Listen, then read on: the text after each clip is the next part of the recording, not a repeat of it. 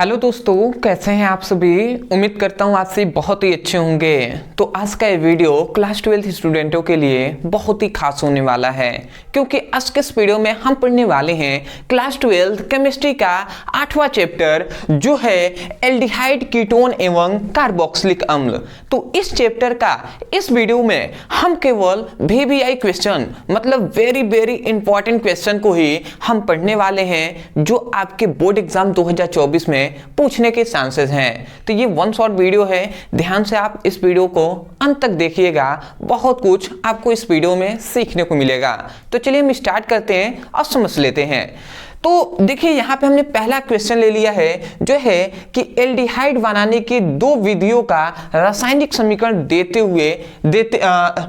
हुए लिखिए। और ये क्वेश्चन 2015 में, 16 में, 17, 18, 19, 20, 22, 23 लगभग बार बोर्ड एग्जाम में पूछा गया है।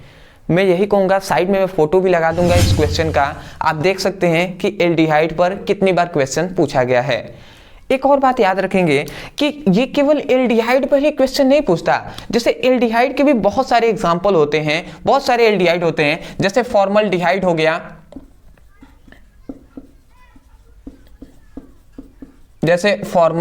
गया, जिसका सूत्र होता है HCHO। तो देखिए फॉर्मल्डिहाइड भी बनाने के लिए पूछ लेता है, वो भी हम इसी टॉपिक के अंतर्गत देखेंगे कि यदि आपसे फॉर्मल्डिहाइड कह दे कि फॉर्मल्डिहाइड बनाने के औद्योगिक निर्माण की विधि या प्रयोगशाला विधि द्वारा बनाइए, तो वो कैसे हम बताएंगे। साइड में फोटो भी लगा दूंगा फॉर्मल्डिहाइड का, आप देख सकते हैं, लगभग बार ये बोर्ड एग्जाम में पूछा गया है, वो भी हम समझेंगे। और याद रखेंगे एक और एल्डिहाइड पर पूछा जाता है, जो है एसीटल डिहाइड। तो एसीटल डिहाइड क्या होता है, इसका सूत्र होता है CH3CHO। तो एसीटल डिहाइड कैसे बनाया जाता है वो भी हम इसी वीडियो में देखेंगे, साइड में मैं फोटो भी लगा दूंगा। तो ये सब लॉन्ग टाइप क्वेश्चन है, कभी एल्डिहाइड कह देता है, कभी फॉर्मल्डिहाइड पूछ लेगा, कभी एसीटल डिहाइड बनाने को कह देगा। तो यदि हमें इन तीनों तरीके से किसी प्रकार भी क्वेश्चन कहता है तो कैसे हम हल करेंगे, वो सब हम इसी वीडियो में सीखेंगे। तो चलिए हम स्टार्ट करते हैं और समझ लेते हैं, ठीक है। तो सबसे पहले मैं इसे मिटा दे रहा हूं, अब समझते हैं। सबसे पहले हम यहाँ पे लिखेंगे कि यदि हमसे एल्डिहाइड इस प्रकार क्वेश्चन पूछा गया है, अगर पूछता है तो हम क्या करेंगे। सबसे पहले हम लिखेंगे एल्डिहाइड बनाने की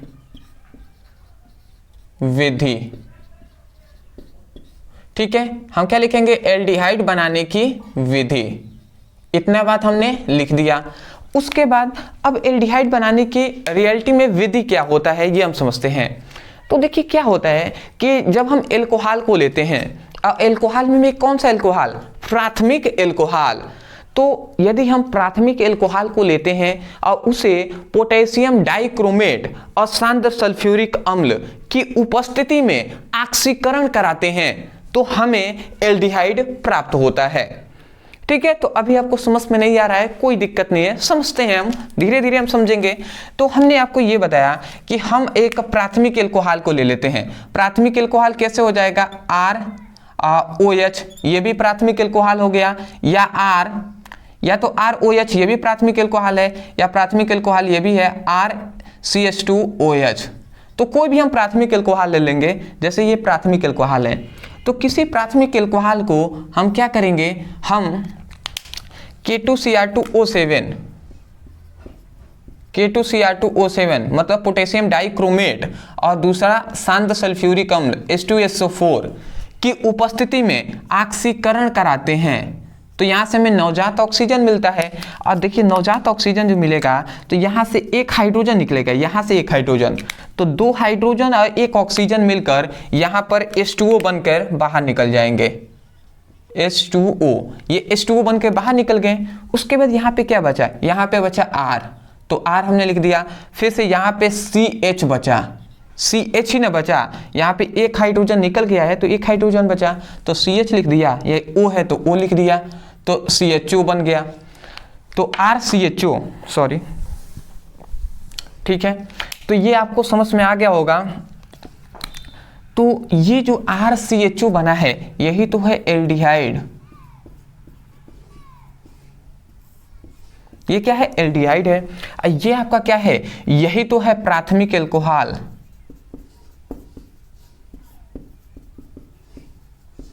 बात समझ में आ रही होगी आपको।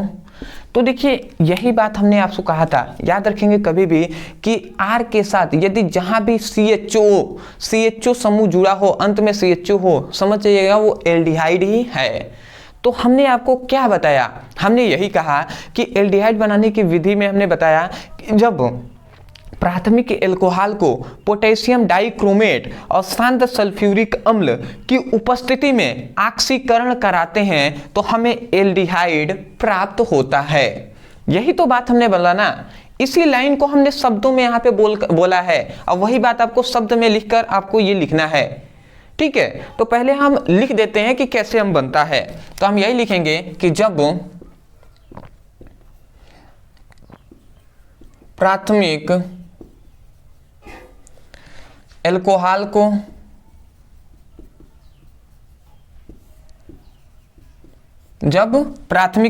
को पोटेशियम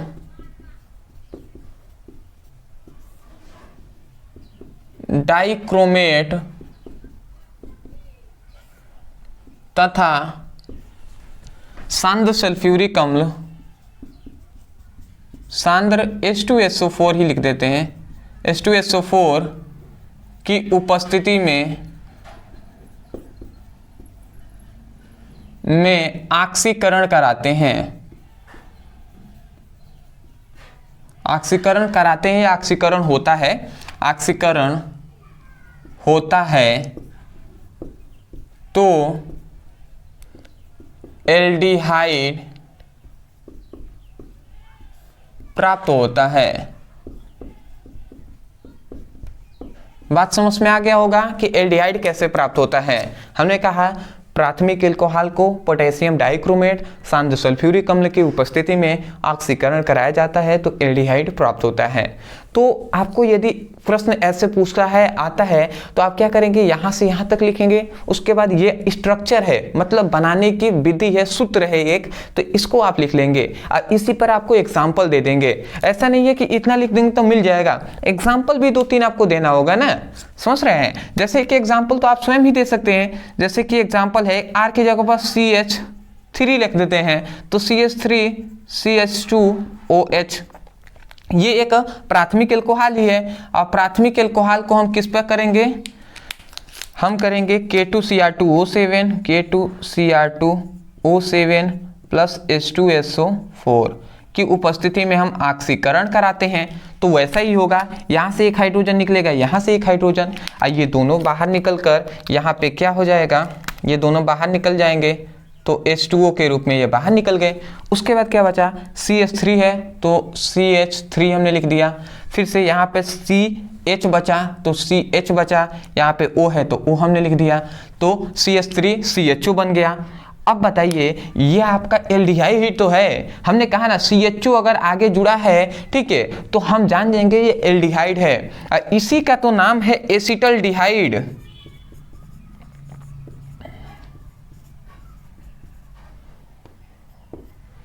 इसी का तो नाम है एसिटल्डिहाइड और इसका नाम क्या है, इसका नाम है एथिल एल्कोहल।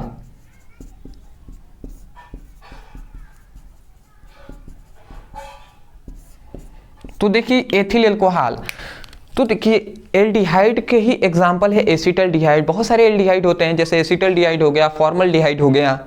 तो आपसे एक क्वेश्चन में मैंने यही ना कहा था कि यदि एल्डिहाइड बनाने को अगर कह दे, जैसे एसिटल्डिहाइड कहे तो ये सब कुछ आपको पूरा लिखना है और एग्जाम्पल में दे दूंगा। बट अगर आपसे कह देता है कि एसिटल्डिहाइड बनाने की विधियों का रासायनिक समीकरण देते हुए उल्लेख कीजिए या वर्णन कीजिए, साइड में फोटो भी लगा दूंगा एसिटल्डिहाइड का। तो इस प्रकार लॉन्ग टाइम में क्वेश्चन पूछता है तो आप क्या लिखेंगे, आप लिखेंगे कि सबसे पहले ऊपर लिखेंगे एसिटल्डिहाइड बनाने की विधि, उसके बाद लिखेंगे कि जब एथिल एल्कोहल को पोटेशियम डाइक्रोमेट और शांत सल्फ्यूरिक अम्ल की उपस्थिति में ऑक्सीकरण कराया जाता है या ऑक्सीकरण होता है तो हमें एसिटल्डिहाइड प्राप्त होता है। इतनी ही बात लिखकर उसके बाद ये रिएक्शन फिर से ये रिएक्शन दोनों लिख देंगे, फुल नंबर आपको मिल जाएंगे। बात समझ में आ गई हो आगे आपको? देखिए मैं चाहता हूं ना कि देखिए क्वेश्चन बहुत तरीके से घुमाकर आपके बोर्ड एग्जाम में पूछा जा सकता है और पूछा जाता भी है। तो मैं ये चाहता हूं कि आप रट कर नहीं, आप समझ कर याद करें कि किसी प्रकार भी क्वेश्चन घुमा कर कहे आप उसको हल करके आए। बात समझ रहे हैं? तो ऐसे ही हम आपको पढ़ाई करा रहे हैं। ये बात समझ गए? एल्डिहाइड कहे तो भी हमें पूरा लिखना है। एसिटल्डिहाइड कहता है एसिटल्डिहाइड बनाने को, तो केवल लिखेंगे एसिटल्डिहाइड बनाने की विधि, इस लाइन को शब्द में लिखकर उसके बाद ये यहां तक लिख देंगे, फुल नंबर आपको मिल जाएंगे। और दूसरा और भी हम इस पर एग्जाम्पल दे सकते हैं, जैसे एल्डिहाइड का और एग्जाम्पल हम क्या दे सकते हैं, जैसे एक और प्राथमिक एल्कोहल ले लेते हैं CH3OH, ये भी एक प्राथमिक एल्कोहल है। तो प्राथमिक एल्कोहल को हम क्या करते हैं, पोटेशियम डाइक्रोमेट K2Cr2O7 और H2SO4 की उपस्थिति में यदि हम ऑक्सीकरण कराते हैं, तो जब हम ऑक्सीकरण कराएंगे तो क्या होगा, यहाँ से एक हाइड्रोजन, यहाँ से एक हाइड्रोजन, दो हाइड्रोजन एक ऑक्सीजन मिलकर ये H2O मिलकर बाहर निकल जाएंगे, निकल गए जी बाहर। उसके बाद यहाँ पे क्या बचा, यहाँ पर CH2 बचा और यहाँ पे O बचा, तो CH2 और O ये बचा। तो यहाँ पर अगर हम देखें तो CH2O ये क्या है, यही तो है फॉर्मल्डिहाइड, यही तो है फॉर्मल्डिहाइड ना, यही तो है। और ये क्या है, यही है मेथिल एल्कोहल, एक कार्बन है तो मेथिल एल्कोहल, समझ रहे हैं, मेथिल एल्कोहल। तो यही है फॉर्मल्डिहाइड। बहुत से ऐसे स्टूडेंट होंगे जो सोच रहे होंगे नहीं सर फॉर्मल्डिहाइड का सूत्र तो ये होता है, क्या कहेंगे वो कहेंगे HCHO, ये होता है फॉर्मल्डिहाइड का सूत्र। भैया वही बात है, फॉर्मल्डिहाइड का सूत्र ये आप कहें या ये कहें, दोनों बात एक ही है। क्या हुआ है, कुछ तो नहीं हुआ है। यहाँ पे क्या हुआ है, यहाँ पे दो हाइड्रोजन है, एक हाइड्रोजन यहाँ पे पहले आ गया है, तो पहले अगर आ गया तो HCHO हो गया, और यदि बाद में लिखे तो CH2OL लिख दिए। तो कैसे भी आप लिख सकते हैं। बात समझ में आ रहा है? छोटी छोटी बातों पर कंफ्यूज अगर आप हो रहे हैं तो ये अच्छी बात नहीं है। क्लास 12th के स्टूडेंट हैं आप, समझ रहे हैं ना, मुझे लगता है आप कंफ्यूज नहीं हुए होंगे। तो फॉर्मल्डिहाइड ये है। देखिए फॉर्मल्डिहाइड बनाने की विधि भी आपसे पूछ लेता है, साइड में फोटो लगा दूंगा, बहुत बार पूछा गया है। तो यदि आपसे फॉर्मल्डिहाइड बनाने की विधि पूछता है तो आप यही लिखेंगे, सबसे पहले लिखेंगे फॉर्मल्डिहाइड बनाने की विधि, उसके बाद लिखेंगे कि जब मेथिल एल्कोहल को पोटेशियम डाइक्रोमेट और शांत सल्फ्यूरिक अम्ल की उपस्थिति में ऑक्सीकरण कराया जाता है तो फॉर्मल्डिहाइड प्राप्त होता है। इतनी बातों को शब्द में यहां तक लिख देंगे। लिखने के पश्चात ये आप स्ट्रक्चर लिखेंगे, स्ट्रक्चर लिखने के बाद ये आप एग्जाम्पल दे देंगे, आपको फुल नंबर मिल जाएंगे। बात समझ में आ गई होगी आपको। उसके बाद अब आता है, देखिए ज़्यादातर आपसे ये जो क्वेश्चन पूछा जाता है बनाने की विधि ही पूछता है, बट हाँ इसके साथ साथ अगर आप समय है तो आप क्या क्या याद कर सकते हैं ये आप समझ जाइए। इसका भौतिक गुण, रासायनिक गुण तैयार कर सकते हैं, उसके साथ साथ इसका उपयोग भी आप तैयार कर सकते हैं। हालांकि इन सभी पर वीडियो हमने बनाया हुआ है जिसमें रासायनिक गुण, भौतिक गुण, उपयोग सब पढ़ाया है, बट ज़्यादातर आपसे बनाने की विधि कहा गया तो वो हमने करा दिया। वन शॉट में ऐसा ही कराया जाता है, ठीक है, ज़्यादा डीप में हम नहीं जाएंगे। अदरवाइज मैं यही कहूँगा यदि आपको पढ़ना है भौतिक गुण, रासायनिक गुण, उपयोग, तो यूट्यूब पर लिखिए। क्या लिखेंगे, जैसे मान लेते हैं एल्डिहाइड का ही आपको भौतिक गुण, रासायनिक गुण सब जानना है तो आप लिखिए कि एल्डिहाइड ब्रदर सर, इतना लिख के सर्च करेंगे, वीडियो आपको यूट्यूब पर ही मिल जाएंगे फ्री में, तो वहां से पढ़ाई कर सकते हैं। या एसिटल्डिहाइड पढ़ना है, यूट्यूब पे लिखिए acetaldehyde brother sir, video search कीजिए, मिलेगा ही मिलेगा। बात समझ रहे हैं? तो यही आपका हो गया।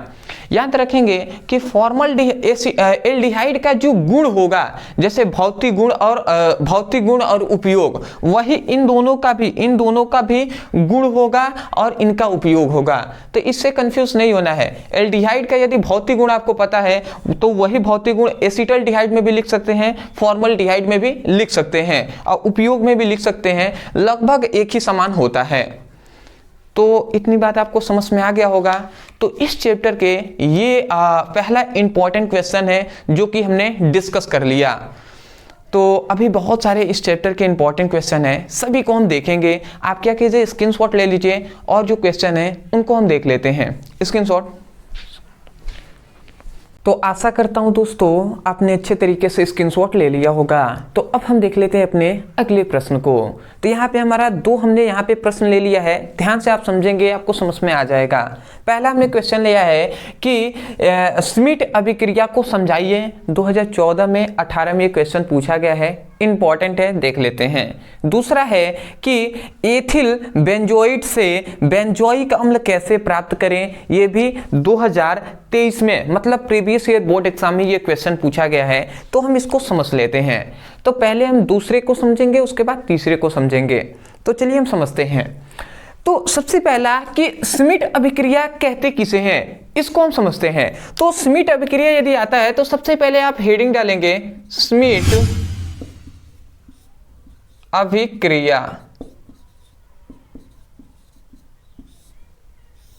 ठीक है जी। स्मिट अभिक्रिया हमने कर दिया। तो देखिए स्मिट अभिक्रिया में क्या हम लिखेंगे, इसको आप ध्यान से समझेंगे। सबसे पहले मैं एग्जांपल से ही समझाऊंगा जिससे आपको अच्छे तरीके से समझ में आ जाए। उसके बाद जो है इसका परिभाषा वो सब तो आपको यूं ही लिख देंगे। तो स्मिट अभिक्रिया में क्या होता है कि जैसे हम सबसे पहले एसिटिक अम्ल को लेते हैं, CH3COOH, ये हमने एक एसिटिक अम्ल को ले लिया। जब हम एसिटिक अम्ल को हाइड्रोजोइक अम्ल NH3H होता है ना, NH3H, तो हाइड्रोजोइक अम्ल के साथ हम जब क्रिया कराते हैं, जब हम एसिटिक अम्ल को हाइड्रोजोइक अम्ल के साथ जब हम क्रिया कराते हैं तो हमें क्या मिलता है, हमें मिलता है CH3NH2 plus CO2 plus N2, ये हमें प्राप्त होता है। ठीक है, ये क्या है, मेथिल एमीन है। तो मैं नाम लिख दे रहा हूं, उसके बाद कैसे ये रिएक्शन हुआ है वो भी हम समझा देंगे। तो ये क्या है, ये है एसिटिक अम्ल, ये क्या है, हाइड्रोजोइक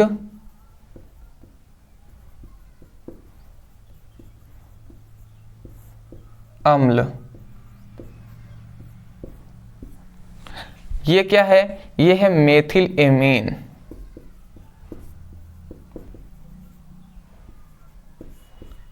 ये कार्बन डाइऑक्साइड, ये नाइट्रोजन।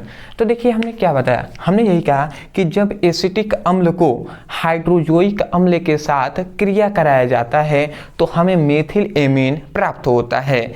इस अभिक्रिया को स्मिट अभिक्रिया कहते हैं। बात समझ में आ गई? आपको याद करना, कुछ भी याद करना पड़ा आप ऐसे ही ना बोलेंगे। जब एसिटिक अम्ल को हाइड्रोजोइक अम्ल के साथ क्रिया कराया जाता है तो मेथिल एमीन प्राप्त होता है और इसी रिएक्शन को, इस अभिक्रिया को ही स्मिट अभिक्रिया कहते हैं। तो ये हम लिख देंगे, बट इससे पहले हम रिएक्शन को समझ लेते हैं। क्या हुआ है कि यहाँ पे CH3COOH है और यहाँ पे N2H है। तो यहाँ पे क्या हुआ, कुछ नहीं हुआ है, यहाँ पे 3 मात्रा में नाइट्रोजन है तो यहाँ से नाइट्रोजन 2 निकल गया है। जब 2 नाइट्रोजन यहाँ से निकल गया है, ये 2 नाइट्रोजन बाहर निकल गया है, तो यहाँ पे कितना, एक ही नाइट्रोजन बचा ना, यहाँ पे एक नाइट्रोजन बचा। उसके बाद यहाँ पे एक हाइड्रोजन बचा, एक नाइट्रोजन और एक हाइड्रोजन ये बचा हुआ है। अब समझिएगा, यहाँ पे कुछ नहीं होता है तो यहाँ से यहाँ पे एक क्या है, यहाँ पे एक हाइड्रोजन है और यहाँ पर एक नाइट्रोजन एक हाइड्रोजन है। तो देखिए नाइट्रोजन एक है तो ये एक नाइट्रोजन हमने यहाँ पे लिख दिया और एक हाइड्रोजन ये है, तो एक हाइड्रोजन यहाँ पे है तो 2 हाइड्रोजन होंगे ना, तो N2 हमने कर दिया। तो बात समझ में आ रहे हैं? हमने क्या बताया, यहाँ पे 3 नाइट्रोजन है, 2 नाइट्रोजन निकल गए तो यहाँ पे NH बचा, यहाँ पे NH बचा और एक नाइट्रोजन, एक हाइड्रोजन यहाँ पे, तो NH2 हो गया ना। तो NH2 ये क्या करता है, यही NH2 यहाँ पर इस बॉन्ड को तोड़कर यहाँ पे ऐड हो जाता है CH3NH2। ठीक है, उसके बाद यहाँ पे क्या हमें बचा, यहाँ पे एक बच रहा है COO, मतलब C कार्बन 1 है 2 ऑक्सीजन है, तो CO2 मतलब कार्बन 1 है ऑक्सीजन 2 है, तो CO2 कार्बन डाइऑक्साइड बन के बाहर निकल जाता है। बात समझ में आ रही है? तो यही आपका रिएक्शन ऐसे ही हुआ है। ठीक है, यहाँ से पहले 2 नाइट्रोजन बाहर निकले हैं और यहाँ से 3 मतलब COO कार्बन डाइऑक्साइड बाहर निकल गया है। उसके बाद सिंपल में CH3NH2 वही यहाँ पर मेथिल एमीन बन गया है। तो मैं आशा करता हूँ रिएक्शन समझ में आ गया होगा। अब हम रिएक्शन को लिख देते हैं। यही बात हमने जो बोला है वही लिखेंगे कि जब एसिटिक अम्ल को हाइड्रोजोइक अम्ल के साथ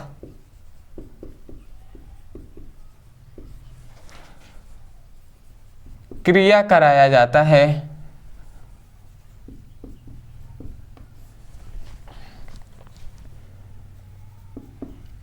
है तो मेथिल एमीन प्राप्त होता है।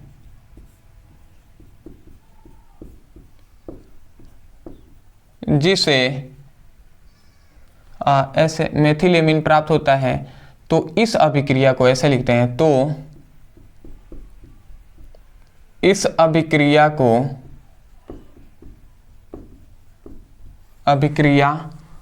को श्मिट अभिक्रिया कहते हैं।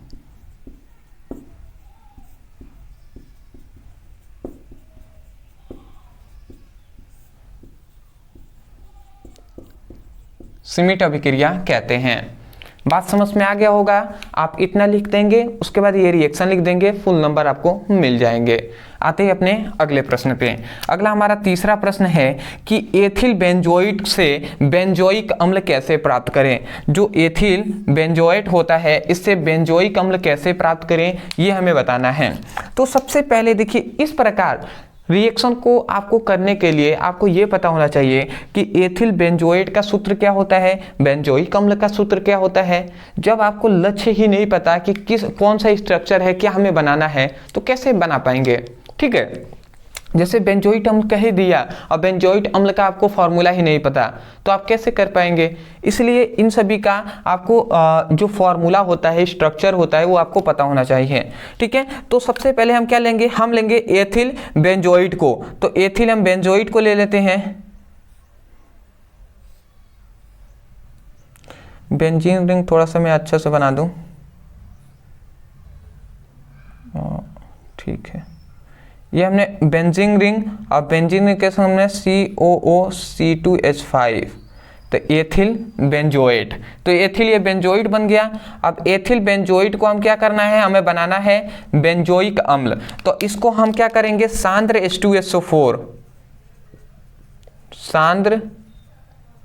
H2SO4 की उपस्थिति में हम क्रिया कराएंगे। तो जब हम ऐसा करते हैं तो ध्यान से आप समझेंगे क्या हमें मिलता है। हमें मिलेगा बेंजोइक अम्ल, ये बेंजीन हो गया, और बेंजोइक अम्ल COOH, यह बेंजोइक अम्ल मिलेगा, और दूसरा C2H5OH, ये हमें मिलेगा। अब कैसे मिलेगा ये भी आप समझेंगे तो आपको समझ में आएगा।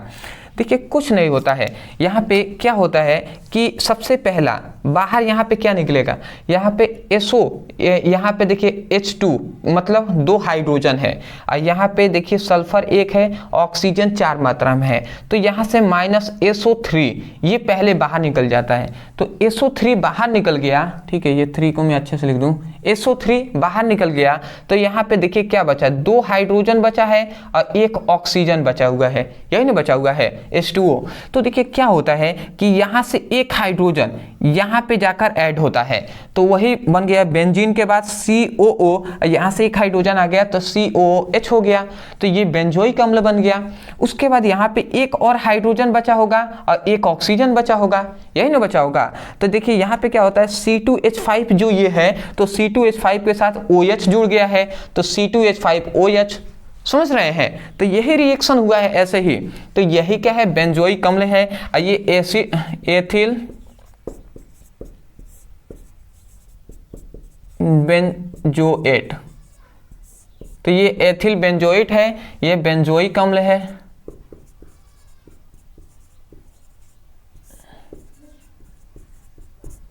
तो बात समझ में आ गया होगा आपको, ये एथिल बेंजोइट है और ये बेंजोइक अम्ल है। तो ऐसे ही आपका बनता है। जब हम एथिल बेंजोइट को सांद्र सल्फ्यूरिक अम्ल की उपस्थिति में रिएक्शन कराते हैं तो हमें बेंजोइक अम्ल प्राप्त होता है। मैं आशा करता हूं कि आपको समझ में आ गया होगा, तो आप स्क्रीनशॉट ले लीजिए। अभी इस चैप्टर के बहुत सारे इंपॉर्टेंट क्वेश्चन हैं, सभी को हम देखते हुए चलेंगे, ठीक है। तो स्क्रीनशॉट, आशा करता हूं दोस्तों आपने अच्छे तरीके से स्क्रीनशॉट ले लिया होगा। तो अब हम देख लेते हैं अपने अगले प्रश्न को। तो अगला हमारा प्रश्न है जो है एसीटोन बनाने की प्रयोगशाला विधि का वर्णन कीजिए, इसका रासायनिक गुण लिखिए। 2016 में, 18 में, 19 में, 23 में क्वेश्चन पूछा गया है। साइड में मैं फोटो लगा दूंगा, स्क्रीनशॉट आप देख सकते हैं। लगभग बार ये बोर्ड एग्जाम में पूछा गया है, लॉन्ग टाइप क्वेश्चन है, ठीक है। 5 नंबर 4 नंबर में ऐसे पूछा जाता है, तो इसको भी हम समझ लेते हैं, ठीक है। तो सबसे पहली बात यही आता है कि एसीटोन बनाने की प्रयोगशाला विधि क्या है, औद्योगिक विधि क्या है, या बनाने की विधि क्या है, यही ऐसे ही आपको लिखना है। सबसे पहले आप लिखेंगे कि एसीटोन बनाने की प्रयोगशाला विधि, ऐसे आप लिख देंगे, ठीक है जी। हेडिंग हमने डाल दिया। उसके बाद अब देखिए प्रयोगशालाओं में हम कैसे करते हैं। हम क्या करते हैं, सबसे पहले आप ध्यान से समझेंगे, सबसे पहले हम द्वितीयक एल्कोहल को लेते हैं, ठीक है। हमने क्या बताया कि सर्वप्रथम हम द्वितीयक एल्कोहल को ले लेंगे, ठीक है। और द्वितीयक एल्कोहल को पोटेशियम डाइक्रोमेट और सांद्र सल्फ्यूरिक अम्ल की उपस्थिति में ऑक्सीकरण कराएंगे, तो हमें जो प्राप्त होगा वही होगा एसीटोन। समझ रहे हैं। तो एसीटोन आपको कैसे प्राप्त होगा, तो मैं आशा करता हूं आप समझ गए होंगे कि हम द्वितीयक एल्कोहल को पोटेशियम डाइक्रोमेट और सांद्र सल्फ्यूरिक अम्ल की उपस्थिति में यदि हम उसका ऑक्सीकरण कराते हैं तो हमें एसीटोन प्राप्त होगा। कैसे प्राप्त होगा उसको हम समझ लेते हैं, उसके बाद हम लिखेंगे, ठीक है। तो देखिए हम क्या लिखते हैं, हम द्वितीयक एल्कोहल ले लेते हैं, जैसे कि CH3 CH3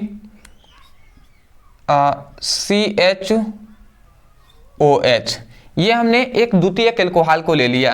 देख रहे हैं 2 R है, मतलब CH3 ठीक है। तो द्वितीयक एल्कोहल को हम क्या करेंगे, हम करेंगे पोटेशियम डाइक्रोमेट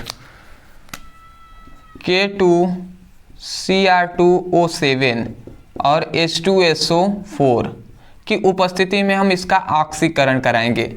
तो जब हम ऑक्सीकरण कराते हैं तो सिंपल में वैसे ही होगा, एक हाइड्रोजन यहाँ से, एक हाइड्रोजन यहाँ से, 2 हाइड्रोजन निकलेंगे, तो ये 2 हाइड्रोजन यहाँ पर निकल गए H2O, 2 हाइड्रोजन एक ऑक्सीजन मिलकर H2O बाहर निकल गए। उसके बाद क्या बचा, CH3 बचा, तो CH3 हमने लिख दिया। उसके बाद यहाँ पे देखिए इधर क्या बचा, CO, यही तो केवल बचा, 2 हाइड्रोजन निकल गए हैं तो CO ना बचा, तो ये CO लिख देंगे हम, C और O लिख दिए। और उसके बाद ये CH3 बचा है तो इसको भी हमने लिख दिया CH3। तो ये जो हमें मिला है यही तो है एसीटोन। क्या है, यही है एसीटोन, CH3CO CH3 एसीटोन, ठीक है। और इसका नाम क्या है, इसको हम प्रोपिल एल्कोहल या आइसोप्रोपिल एल्कोहल कहेंगे तो और बेटर रहेगा, आइसोप्रोपिल एल्कोहल, ठीक है। तो ये आइसोप्रोपिल एल्कोहल हो गया। तो देखिए सबसे पहली बात, यदि आपका ऐसे ही पूछता है कि एसीटोन बनाने की प्रयोगशाला विधि लिखिए, तो आप यही लिखेंगे कि जब आइसोप्रोपिल एल्कोहल को पोटेशियम डाइक्रोमेट और सांद्र सल्फ्यूरिक अम्ल की उपस्थिति में ऑक्सीकरण कराया जाता है तो एसीटोन प्राप्त होता है। बात समझ में आ गई होगी आपको। तो ऐसे ही रट्टा नहीं मारना है, समझ कर याद करना है कि बोर्ड एग्जाम में कैसा भी क्वेश्चन घुमा कर कहे हम उसको कर पाए, ठीक है। अब बिना ज्यादा मेहनत नहीं करना है, हमें समझना है, समझ जाएंगे तो मेहनत ज्यादा करने की आवश्यकता ही क्या है। इसलिए मैं कहता हूं कि अच्छे से केवल आपको समझने में फोकस करना है, ठीक है। तो मैं इसको पहले लिख दे रहा हूं, हम ये लिखेंगे जब आइसोप्रोपिल एल्कोहल को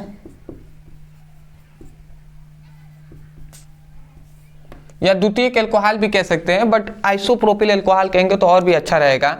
आइसोप्रोपिल एल्कोहल क्या है, द्वितीयक एल्कोहल ही है ना, तो हम यही लिख देते हैं जब आइसोप्रोपिल एल्कोहल को पोटेशियम डाइक्रोमेट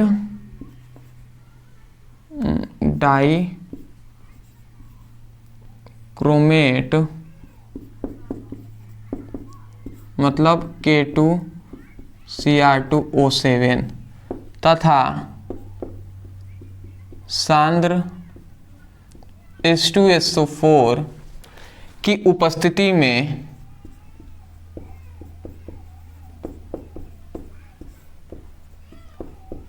ऑक्सीकरण कराया जाता है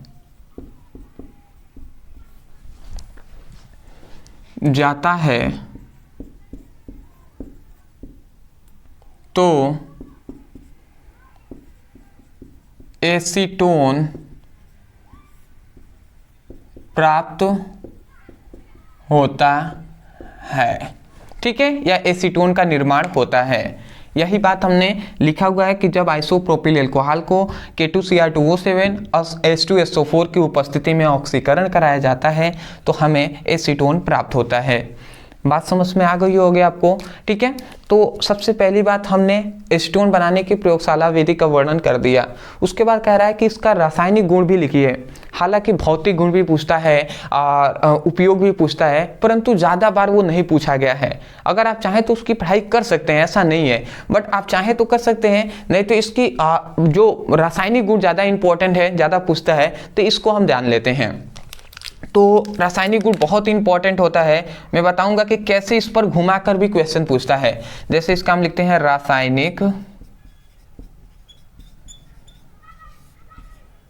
गुण। देखिए रासायनिक गुण, देखिए इसका भी रासायनिक गुण बहुत सारे होते हैं, परंतु मुख्यतः हम एक दो लिख देंगे, उतना काफी है आपके बोर्ड एग्जाम के लिए। तो इसके निम्नलिखित गुण होते हैं, रासायनिक गुण होते हैं, ऐसे हम लिख देंगे। तो सबसे पहला हम इसकी जो गुण है वो ये है कि हम इसकी क्रिया क्लोरोफॉर्म से कराते हैं, ठीक है। मतलब एसीटोन की क्रिया क्लोरोफॉर्म से कराते हैं तो क्या हमें मिलता है, कैसे मिलता है, ये सब हम जानेंगे। यही इसका रासायनिक गुण, ऐसे ही हम करते हैं। तो सबसे पहले हम लिखते हैं क्लोरोफॉर्म से क्रिया।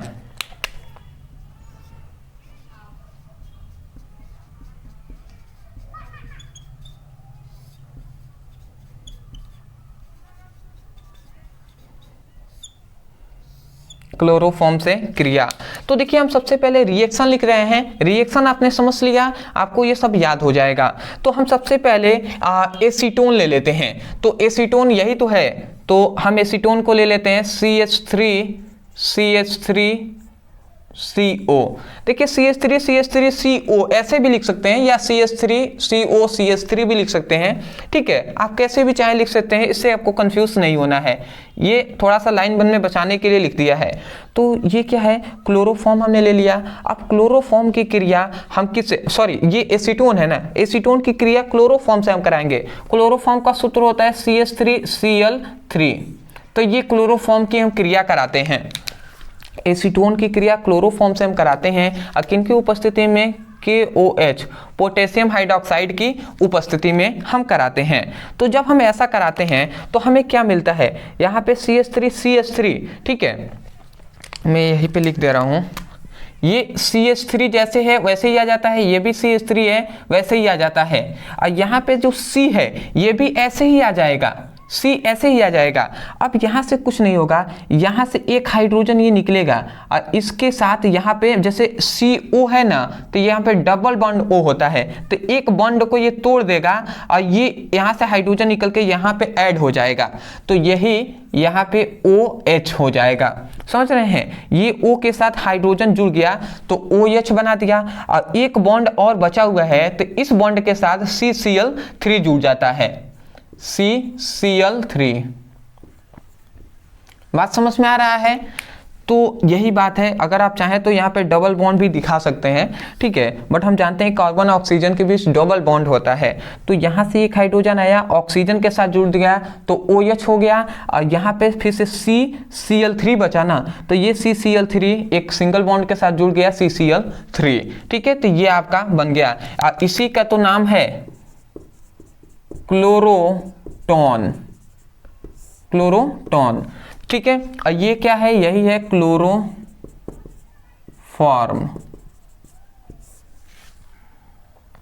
और ये क्या है, एसीटोन। तो आपको यही बात बताना है कि जब एसीटोन की क्रिया क्लोरोफॉर्म से कराया जाता है, किसके उपस्थिति में, पोटेशियम हाइड्रोक्साइड की उपस्थिति में क्लोरोफॉर्म के साथ कराया जाता है, तो हमें क्लोरोटॉन प्राप्त होता है। ये बात आप समझ गए। तो इसी बात को ऊपर आपको रासायनिक गुण में लिखना होगा, ठीक है। तो पहले मैं यही लिख दे रहा हूं, तो आप लिखेंगे जब एसीटोन की क्रिया, एसीटोन की क्रिया K2 पोटेशियम हाइड्रोक्साइड की उपस्थिति में, हम लिखते हैं एसीटोन की क्रिया KOH की उपस्थिति में क्लोरोफॉर्म से कराने पर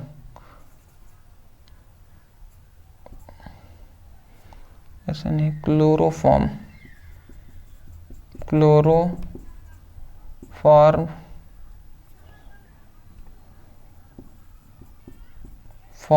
से कराते हैं तो क्या हमें प्राप्त होता है, क्लोरोटॉन। तो हमें क्लोरोटॉन प्राप्त होता है। बात समझ में आ गई होगी आपको। हमने कहा कि एसीटोन की क्रिया क्लोरोफॉर्म से कराते हैं, किसकी, पोटेशियम हाइड्रोक्साइड की उपस्थिति में, तो क्लोरोटॉन हमें प्राप्त होता है। यही आपको लिख देना है। अब देखिए रासायनिक गुण से ही आपका रिएक्शन पूछता है, जैसे कि क्या होता है जब, अब क्या होता है जब मैं ऐसे करके आपसे पूछ लेगा कि जब एसीटोन क्लोरोफॉर्म से क्रिया करता है तो क्या बनता है, तो हमें जानते हैं क्लोरोटॉन बनता है। तो इसी से आपके 5 नंबर में क्या होता है जब और कैसे प्राप्त करें ये क्वेश्चन पूछता है। जैसे अभी आपसे कह देगा कैसे प्राप्त करें और लिख देगा क्लोरोटॉन, तो अब क्लोरोटॉन कैसे आप प्राप्त करेंगे, तो जब एसीटोन की क्रिया क्लोरोफॉर्म से क्रिया कराएंगे तभी तो क्लोरोटॉन प्राप्त होगा ना, समझ रहे हैं। तो इसी बात को यहीं से आपका क्या होता है जब और कैसे प्राप्त करें ये सब क्वेश्चन बनते हैं, जिस पर हमने वीडियो बनाया हुआ है। आप चाहें तो YouTube पे लिखिएगा कैसे प्राप्त करें ब्रदर सर, इतना लिख कर सर्च करेंगे तो वीडियो आपको ज़रूर YouTube पर मिल जाएंगे, जिसमें हमने इंपॉर्टेंट रिएक्शन को बताया हुआ है। दूसरा और हम देख लें, एक और रासायनिक गुण हम देख लेते हैं कि फास्फोरस पेंटाक्लोराइड PCl5 से क्रिया, क्योंकि इन सभी पर रिएक्शन आपके बोर्ड एग्जाम में पूछे जाते हैं। कह देगा कि एसीटोन की क्रिया PCl5 से कराने पर क्या होता है, मतलब क्या होता है जब एसीटोन की क्रिया PCl5 फास्फोरस पेंटाक्लोराइड से कराते हैं तो वो भी हम देख लेते हैं। तो देखिए इसको मैं रिएक्शन ही लिख रहा हूँ, आप समझिएगा थोड़ा सा ध्यान से। तो देखिए हम क्या करते हैं, जब एसीटोन को ले लेते हैं CH3 C और डबल बॉन्ड O, यहाँ पे डबल बॉन्ड ही होता है ना, डबल बॉन्ड हम दे रहे हैं जिससे आसानी से आपको रिएक्शन बताएं समझ में आए। अब इसकी क्रिया PCl5 से कराएंगे, तो जब हम PCl5 से हम इसकी रिएक्शन कराते हैं तो क्या बनता है, ध्यान से समझेंगे। यहाँ से सबसे पहले यहाँ पे 5 क्लोरीन है, तो 5 क्लोरीन में से 3 क्लोरीन निकल जाता है। तो 3 क्लोरीन के साथ यहाँ पे P भी निकलता है और O भी निकलता है, तो POCl3 ये बाहर निकल जाते हैं पहले ही, तो ये बाहर निकल जाते हैं POCl3। बात समझ में आ रही है तो बोलिए, ठीक है। यहाँ पे 5 क्लोरीन है तो उसमें से 3 क्लोरीन निकलता है, तो POCl3 ये बाहर निकल जाते हैं। जब ये बाहर निकल जाते हैं तो उसके बाद क्या बचा, CH3 C बचा, ठीक है, और O बचा और Cl2 बचा, यही तो बचा। यहाँ पे 2 क्लोरीन बचा है, यहाँ पे क्या है, 2 क्लोरीन बचा है ना, 3 क्लोरीन निकल गया तो 2 ही क्लोरीन बचा है, तो यही बात हम लिखेंगे। तो यहाँ पे CH3 लिखते हैं, ये एक CH3 हमने लिख दिया, फिर से ये कार्बन एक बचा हुआ है तो ये भी हमने कार्बन लिख दिया, और उसके बाद यहाँ पे 2 क्लोरीन बचा हुआ है तो इसको हम पोस्ट में Cl2 लिख देते हैं, और उसके बाद ये CH3 बचा है तो इसको हम लिख देते हैं CH3, ये हमने लिख दिया। बात समझ में आ रही है? क्या हुआ है, 5 क्लोरीन है तो 3 क्लोरीन और PO निकल गया है, तो POCl3 ये पहले ही बाहर निकल गए हैं। तो अब यहाँ पे क्या बचा, CH3C बचा और यहाँ पे Cl2, तो CH3C Cl2 और फिर से नीचे CH3 है तो वही लिखा है CH3C Cl2 CH3 बचा। ठीक है, तो इसका हम नाम लिख देते हैं, इसी का नाम है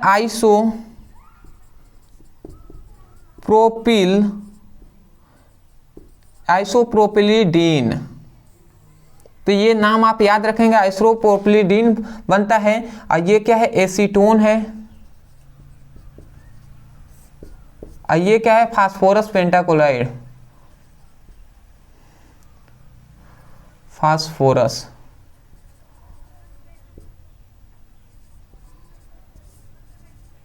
पेंटाक्लोराइड।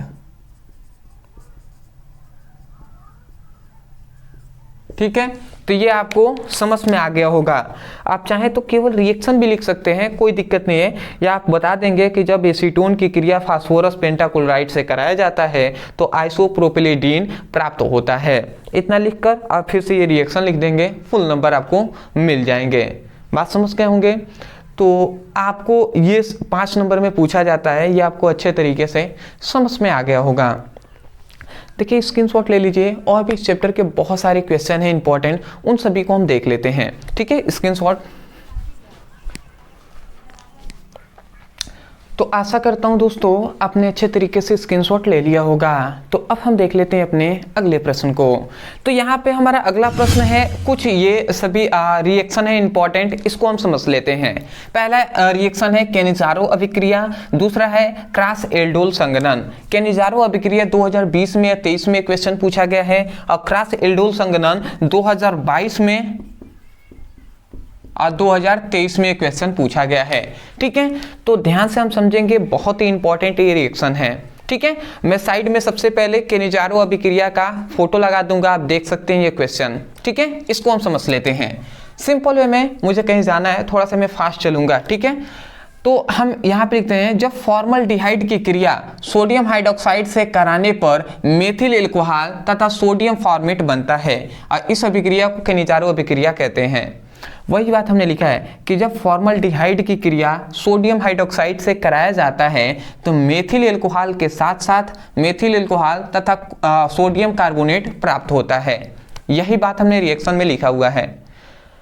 मैं आशा करता हूँ समझ के होंगे। ठीक है, ये क्या है, फॉर्मल्डिहाइड है। फॉर्मल्डिहाइड का हमने 2 अणु ले लिया है, यहाँ पे 2 अणु लिया है हमने, फॉर्मल्डिहाइड HCHO, यही तो फॉर्मूला होता है ना, और सोडियम हाइड्रोक्साइड से करा रहे हैं तो हमें एथिल एल्कोहल और मेथिल एल्कोहल और सोडियम कार्बोनेट प्राप्त होता है। कैसे प्राप्त हुआ ये समझ लेते हैं, इतना तो अब समझाना ही पड़ेगा। देखिए क्या हुआ है, कुछ नहीं हुआ है, यहाँ के देखिए ये केवल रिएक्शन को ही ये संतुलित करने के लिए 2 से गुणा कराया गया है। मतलब यहाँ पे अब 4 हाइड्रोजन हो गए, 2 कार्बन हो गया। ठीक है, तो यहाँ से 1 कार्बन और 3 हाइड्रोजन यहाँ पे ऐड हो जाते हैं तो CH3 बन जाता है, और यहाँ से OH जो है यहाँ पे ऐड हो जाता है। ठीक है, यहाँ पे भी 2 ऑक्सीजन हो गए, 1 ऑक्सीजन यहाँ पे आ गया। तो ये बात आपको याद रखना है, ये रिएक्शन थोड़ा सा याद करने वाला ही है। ठीक है, आप याद रखेंगे, जब फॉर्मल्डिहाइड की क्रिया सोडियम हाइड्रोक्साइड से कराया जाता है तो मेथिल एल्कोहल और सोडियम कार्बोनेट प्राप्त होता है। ठीक है, इतनी बात लिख देंगे, रिएक्शन लिख देंगे, आपका काम हो जाएगा। समझ गए ना? आते हैं अगले पर, क्रॉस एल्डोल संघनन। इसको भी हम समझ लेते हैं। जब कार्बनिल यौगिकों के 2 अलग अलग अणु, कोई भी कार्बनिल यौगिक है तो कार्बनिल यौगिकों का ही बहुत सारे अणु होते हैं, तो कोई भी अलग अलग 2 अणुओं के बीच यदि संघनन कराया जाता है तो उस अभिक्रिया को ही क्रॉस एल्डोल संघनन कहते हैं। जैसे यहाँ पे देखिए, फॉर्मल्डिहाइड एक क्या है, कार्बनिल यौगिकों का ही एक अणु है, और एसिटल्डिहाइड ये भी कार्बोनिल यौगिकों का अणु है।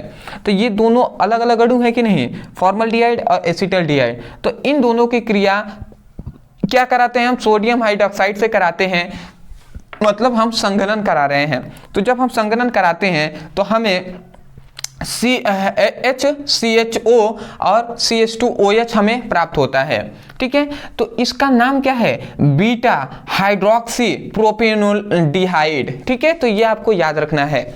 अब ये कैसे रिएक्शन हुआ है, कुछ नहीं हुआ है, यहाँ से ध्यान से आप समझेंगे, HCHO है ना, मतलब अगर हम देखें तो इसी को ना हमने आपको बताया था CH2O भी लिख सकते हैं। ये हाइड्रोजन इसमें अगर ऐड हो गया तो CH2O हो जाएगा, CH2O। तो यही बात है। अब देखिए ये हाइड्रोजन यहाँ पे एक आ गया, तो इसमें से एक हाइड्रोजन निकलता है, यहाँ पे ऐड होता है, तो ये CH2 है, एक हाइड्रोजन और आ गया तो CH3 हो जाएगा, तो CH3H हो जाएगा, CH3O हो गया। अब फिर से यहाँ से एक और हाइड्रोजन हमारे मिलता है। ठीक है, यहाँ से मतलब दो हाइड्रोजन, यहाँ से एक हाइड्रोजन निकलता है, एक हाइड्रोजन यहाँ से निकलता है। ठीक है, नहीं नहीं ऐसा नहीं होता है। कैसे रिएक्शन हुआ है भाई, CH3OH, तो CH2,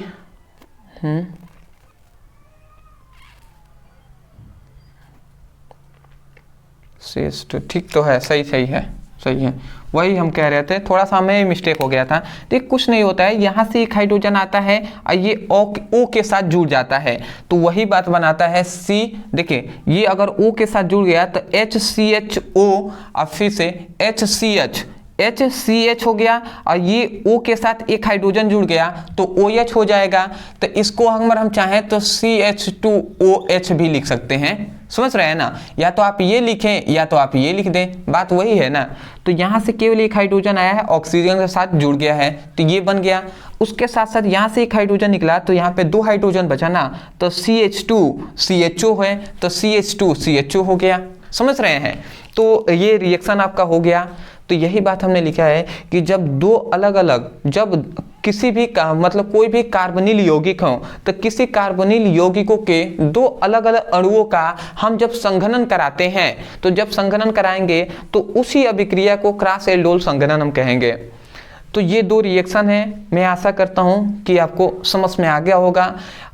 यदि आपको समझ में नहीं आया है, थोड़ा सा मैं फास्ट चल रहा हूँ, यदि आपको समझ में नहीं आया तो केवल यूट्यूब पे आप लिखिएगा केनिज़ारो अभिक्रिया ब्रदर सर, इतना लिख के सर्च करेंगे तो आपको वीडियो मिल जाएगा। फिर से क्रॉस एल्डोल संघनन पढ़ना है, क्रॉस एल्डोल संघनन ब्रदर सर, इस प्रकार सर्च करके वीडियो मिलेगा, तो आप उससे पढ़ाई कर लीजिएगा। मेरा एग्जाम का टाइम हो गया है, बहुत ही कम टाइम बचा हुआ है, मुझे जाना है। ठीक है, फ़ोन भी कर रहे हैं सभी दोस्त कि कहाँ पर हैं, इसीलिए मैं थोड़ा सा फास्ट चल रहा हूँ। 2 बजे से मेरा एग्ज़ाम है ना, इसीलिए शाम को। तो आप समझ लेते हैं एक और इस चैप्टर का इंपॉर्टेंट जो बचा हुआ है उसको हम समझ लेते हैं। देखिए एल्डिहाइड हमने पढ़ लिया, एल्डिहाइड पढ़ा, एल्डिहाइड में हमने क्या पढ़ा, फॉर्मल्डिहाइड, फॉर्मल्डिहाइड भी हमने बनाने को सीख लिया, एसिटल्डिहाइड भी बनाने को सीख लिया। उसके बाद कीटोन में हमने पढ़ा कि एसीटोन कैसे बनाते हैं, बहुत ही इंपॉर्टेंट है, ये भी हमने पढ़ लिया है। उसके बाद कार्बोक्सिलिक अम्ल, यही एक टॉपिक है जो आपको पढ़ना है, तो याद रखेंगे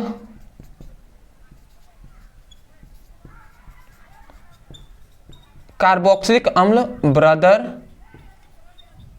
सर। ठीक है, तो इतना केवल आप YouTube पे जाकर कार्बोक्सिलिक अम्ल ब्रदर सर इतना लिखकर सर्च कीजिए, अभी तुरंत सर्च करेंगे तो हमारा एक वीडियो आएगा कार्बोक्सिलिक अम्ल पे, तो उसको आप जरूर देख लीजिएगा, जिससे आपको कार्बोक्सिलिक अम्ल भी तैयार हो जाएगा। इतना यदि आप तैयार कर लेते हैं तो आपके बोर्ड एग्जाम में फिक्स है, आप अच्छे नंबर से पास होंगे, और इस चैप्टर का पूरा आपको अच्छे तरीके से तैयार हो गया है। समझ गए? तो मैं यही कहूँगा, यदि आप को वीडियो अच्छा लगा है तो सबसे पहले तो वीडियो को लाइक कर दीजिए, और जितने भी स्टूडेंट न्यू हैं, पहली बार देख रहे हैं, चैनल पे नए हैं, चैनल को जरूर सब्सक्राइब कीजिएगा, क्योंकि आपकी सपोर्ट की बहुत ज़्यादा ज़रूरत है। और एग्ज़ाम नज़दीक आ रहा है तो आपका अच्छे से तैयारी भी कराया जाएगा, जो भी इंपॉर्टेंट वीडियो होगा सब अपलोड होगा तो आपके पास नोटिफिकेशन भी पहुँचेगा, तो आप कर लीजिएगा। ठीक है, इससे आपका भी फ़ायदा हो जाएगा, मेरा भी सपोर्ट हो जाएगा थोड़ा सा, समझ पा रहे हैं ना। अदरवाइज यदि वन शॉट वीडियो आप चैप्टर वाइज फिजिक्स की, केमिस्ट्री का देखना चाहते हैं या न्यूमेरिकल का वीडियो देखना चाहते हैं, डिस्क्रिप्शन बॉक्स में लिंक है, आप जाइए वहाँ पे क्लिक करके अपने अच्छे तरीके से पढ़ाई कीजिए। तो मिलते एक नए टॉपिक के साथ, तब तक के लिए धन्यवाद।